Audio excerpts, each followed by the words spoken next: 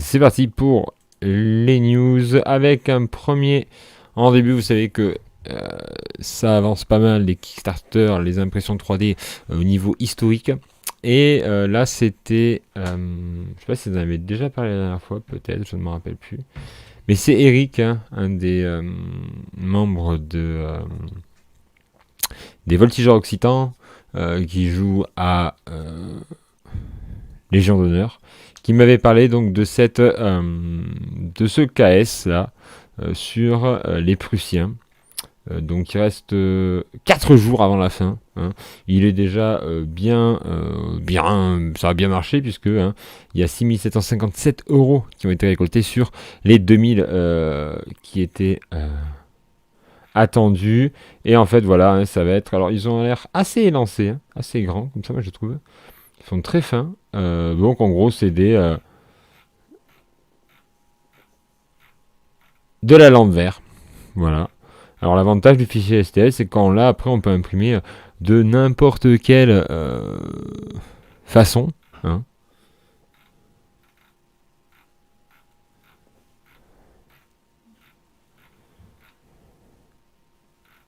Voilà, des dragons, de la cavalerie, des stretch goals, etc. Donc c'est pas mal du tout. Hein.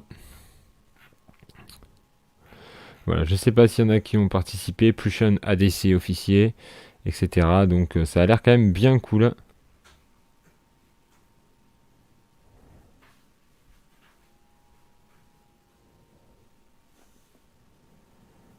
Hop.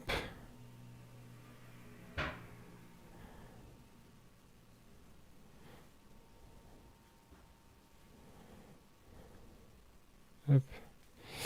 Donc, des officiers, ça c'est cool, 8000, on n'est pas encore arrivé à ce niveau-là. Est-ce qu'il y aurait un petit... bon, actu, commentaire, pas grand-chose, mais bon, voilà, ça a l'air d'être pas mal. Vous avez ici, alors il a fait d'autres projets, il a fait... À propos du créateur, il a fait 11 projets, voyons voir ses projets, parce que ça c'est quand même... Il a l'air d'avoir quand même beaucoup de projets qui ont été faits, hein. C'est quelqu'un qui fait des projets. Alors là, s'il y en a qui ont déjà participé à des caisses de David Vasquez Fernandez, n'hésitez pas, mais ça a l'air d'être quelqu'un d'assez sérieux. En plus, ensuite on passe à Claymore Casting. Dommage que les fantassins de l'univers ne soient disponibles qu'avec cette espèce de Soro. On ne voit pas vraiment les Landwehr en uniforme d'origine anglaise. Oui, en général, c'est vrai que je crois que tu as les Perry qui les font avec les Portugais. Mais pas en plastique, c'est vrai, mais en métal. Donc là, ici, on a des figurines en 28 mm en métal pour la fin du Moyen-Âge, il me semble. Hein. Voilà. Donc, moi, je le trouvais assez joli, assez dynamique.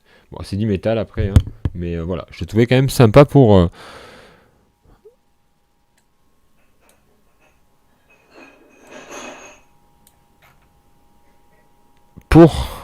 du métal. Ensuite, Reaper Miniature nous offre un navire. Ça déconne pas, hein, c'est un navire à 192 €, mais parce qu'en fait c'est un en 28 mm. Voilà, donc il est en rupture de stock, mais quand même c'est énorme. Vous voyez ce que ça donne. Là. Avec ça, c'est la statue qu'il y a devant là. Donc c'est ouf quand même. Toutes les figures ne sont pas peintes, cette figure est en plusieurs parties. 3 mois magnétisés amovibles, 20 canons amovibles, trappe d'ouverture, fermeture. Donc c'est vraiment pour faire de l'escarmouche, mais de bataille de pirates sur un navire. Donc je crois qu'il y avait à une époque, c'est plus c'était TT Combat ou je sais pas qui, ou Sarissa qui avait sorti des navires aussi. Mais là en 3D, ça doit donner quand même, ça doit être une toute autre qualité certainement. Donc voilà, si ça vous dit, c'est plus en stock, mais ça existe, ça existe. Ensuite, on a ici un tuto peinture qui est proposé sur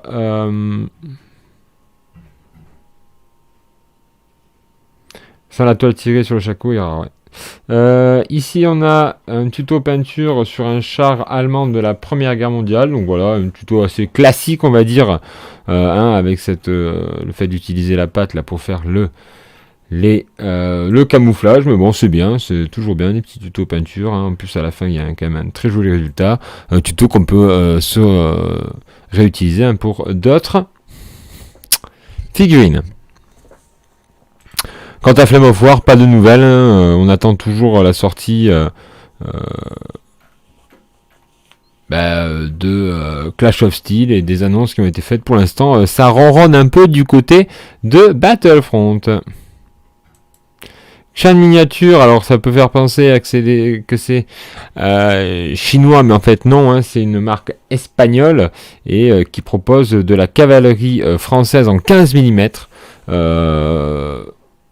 Pour l'époque napoléonienne, voilà.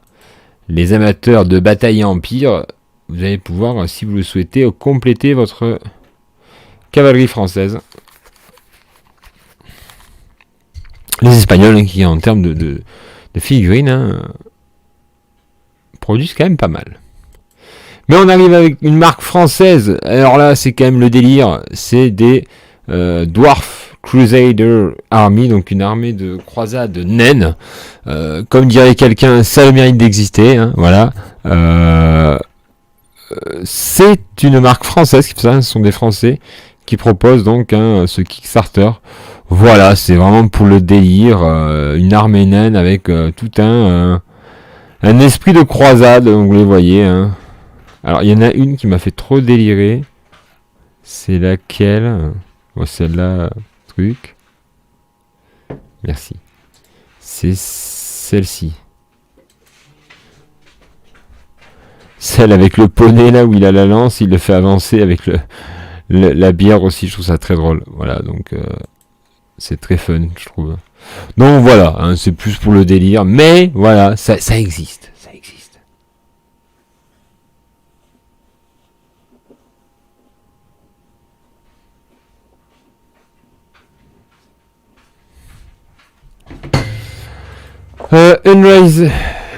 Unrealizer miniature va proposer des nouvelles figurines orc. Alors, généralement, c'était un des tout premiers à avoir fait des figurines proxy pour le Seigneur des Anneaux, mais là, donc, il part dans une gamme un peu plus étendue avec des figurines qui sont pas forcément en lien avec le Seigneur des Anneaux.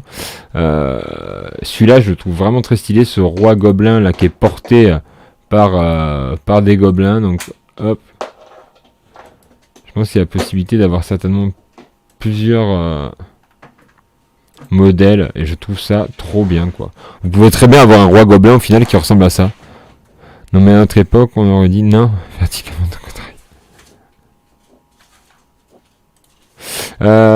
ensuite,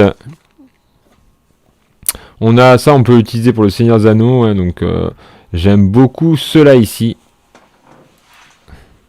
Vous voyez, en fait, ce sont des figurines qu'on peut utiliser à la Moria. Ce sont des trackers, je crois, ou je sais plus comment ils s'appellent. Et j'aime bien celui-ci. Au début, j'ai eu du mal à lire la figurine, mais en fait, c'est qu'il descend en fait de la paroi. Et donc là, vous voyez ses pieds qui lui servent à grimper. Je trouve la figurine vraiment stylée. Vraiment très très bien. Vous voyez. Alors, ça fait plus, c'est vraiment plus j'ai envie de dire une sorte de mini diorama, mais bon, c'est quand même très joli.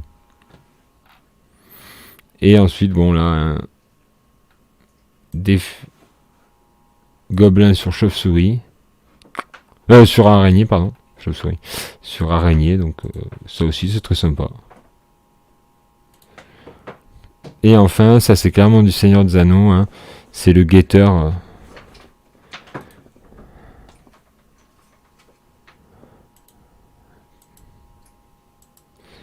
Voilà, qui est quand même très joli aussi. Et qui est à 50 €, il est bien plus cher chez Game Workshop. Ensuite, on passe chez Curaçao Miniature qui propose des nouvelles figurines pour la guerre d'Espagne. Donc là, je crois que c'est des nouveaux républicains. Alors, je crois que c'est avec le casque. Voilà, c'est celle-là qui vient d'arriver. Hein. C'est le casque 1926 et en mode été. Donc voilà. Je savais pas qu'ils faisaient une gamme en 15 mm. Avec la sortie de Warhammer World, ça risque d'en intéresser quelques-uns, tout à fait. Je pense que c'est pas... voilà. Ce n'est pas anodin. Ensuite, on a Plastic Soldier qui propose de certaines figurines à l'impression. C'est-à-dire que vous pouvez choisir votre option et il vous imprime les figurines. C'est la première fois que je vois quelqu'un qui fait du plastique qui devient imprimeur au final. Donc là, par exemple, le Panzer Launch 15 mm en Seconde Guerre mondiale, vous pouvez prendre une unité de 5, ça vous coûte 28 livres et donc il vous imprime. Il s'agit d'un article imprimé sur commande. Veuillez prévoir 2 à 12 jours d'expédition. Alors, est-ce que ça va être un moyen de... je sais pas. C'est vraiment bizarre qu'ils se mettent à faire ça, Plastic Soldier, parce que le Plastic Soldier, ils sont connus pour faire des grappes plastiques pour le 12 mm et 28 mm. Et 15 aussi, enfin 15 je crois. Je ne sais plus. Bon, c'est sûr 15 et 10, puisqu'ils développent toute une gamme pour la Seconde Guerre mondiale en 12 mm. Et 15 aussi, puisque j'avais acheté des figurines chez eux, des T55. Mais là, qui se mettent à faire de l'impression 3D, c'est assez surprenant. Voilà, dites-moi en commentaire ce que vous en pensez. Moi, je trouve ça assez étonnant. Warlord, on va aller voir qu'est-ce qu'il y a de nouveau chez le retour de la Mystery Box. Alors, je ne sais pas ce que c'est la Mystery Box. Mais en gros, c'est new release. En gros, tu t'achètes quelque chose, mais tu sais pas ce qu'il y a à l'intérieur. Moi, j'aime bien. Si on me l'offre, j'accepte. Si on me dit, voilà, tiens, on veut te l'envoyer. Mais bon, c'est 180 € ou 90 €. Hein. La méga boîte et la boîte. Salut We Love Grenat. Bienvenue à toi. Donc, pour certaines petites marques de figurines, l'impression à la demande comme ça leur permettra peut-être de survivre en évitant d'avoir à gérer trop de stock. Tout à fait, ouais, c'est... En tout cas, voilà, c'est les premiers que je vois faire ça. Donc là, pas de nouveauté par rapport à la semaine dernière, sauf le retour de ces Mystery Box. Alors, la Mystery Box... Elle devrait sortir en fin février. Alors qu'est-ce qu'on a? Nos boîtes mystères sont de retour et désormais disponibles en précommande. Remplies une variété de miniatures, de livres et d'accessoires de loisirs. Ces boîtes mystères sont meilleures que jamais, avec environ 50% de réduction sur le prix conseillé contre l'achat de leur contenu séparément. Chaque boîte est garantie de contenir un échantillon préliminaire avant sa sortie générale. Ok, jusqu'à l'épuisement des stocks. Mais tu ne sais pas ce que tu as dedans. Bah. Bon. J'aime bien le concept, mais bon, pas sûr que moi perso l'achèterai. Ensuite, les frères Perry ont annoncé qu'il allait avoir soon la précommande de l'infanterie polonaise, la grappe plastique, hein, donc voilà, il nous a dit... que ça arrivait, et on a même, donc là ça sera certainement le dessin que vous aurez sur la boîte. Là c'est les figurines qui ont été peintes, là c'est la grappe de commandement.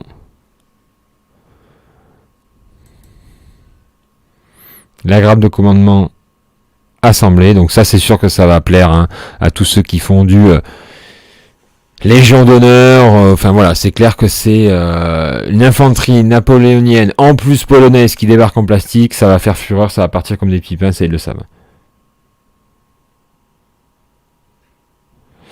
Le risque c'est de se retrouver avec pas mal de rossignols qu'ils n'arrivent pas à vendre habituellement, ouais. De Ratzing.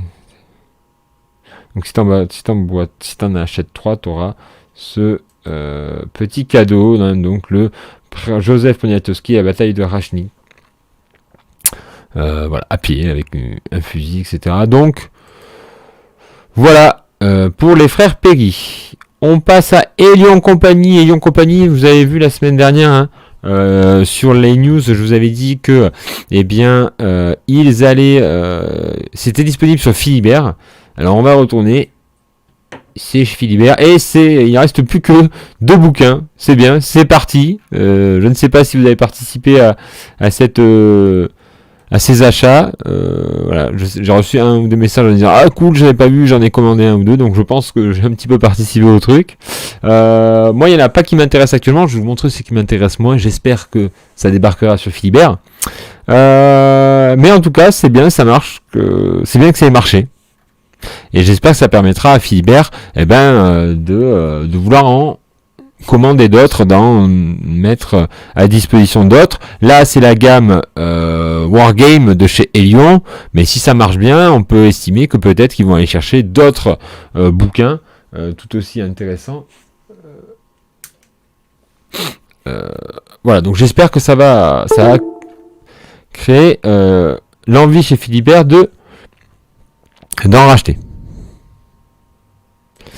Moi en particulier, donc chez Elion Company, donc là il y a le débarquement de l'Alsace en 1815, l'armée italienne en Afrique du Nord 1943, victoire décisive, la bataille de Sandre le 4 novembre 1918, l'opportunité perdue, la bataille des Ardennes le 22 août 1914. Donc voilà, hein, des bouquins, mais moi celui qui m'intéresse c'est celui-là, La ruine de l'Europe, Renatio Gloriem. Alors plus d'informations, pourquoi ? Parce qu'il est à 20 livres, c'est pas si cher, et il propose des listes d'armées pour la période de la guerre de 30 ans, et c'est toujours bien, hein, même si je connais pas cette règle, avoir des listes d'armées.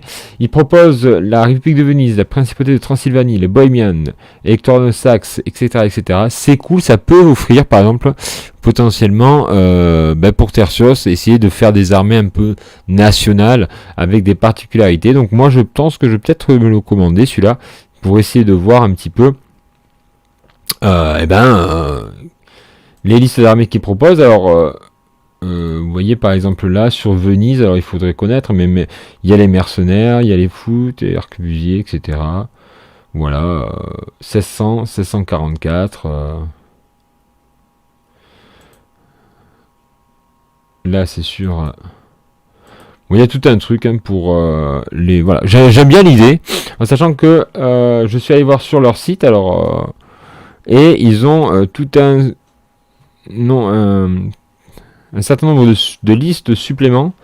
Donc les Habsbourg face à l'Est, la Mésoamérique, l'Afrique de l'Ouest, l'Amérique du Sud, l'Amérique du Nord, l'Empire ottoman, la Sainte Ligue, les peuples bantous, la côte est africaine, la colonie occidentale, et ensuite il y a quoi ?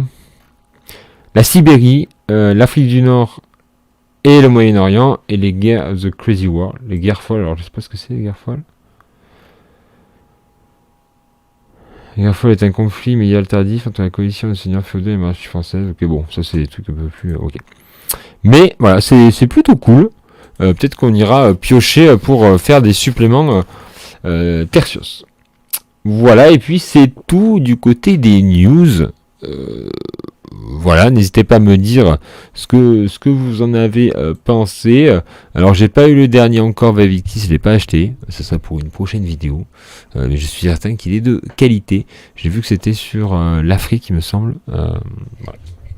S'il y en a qui l'ont eu, n'hésitez pas à faire un petit retour.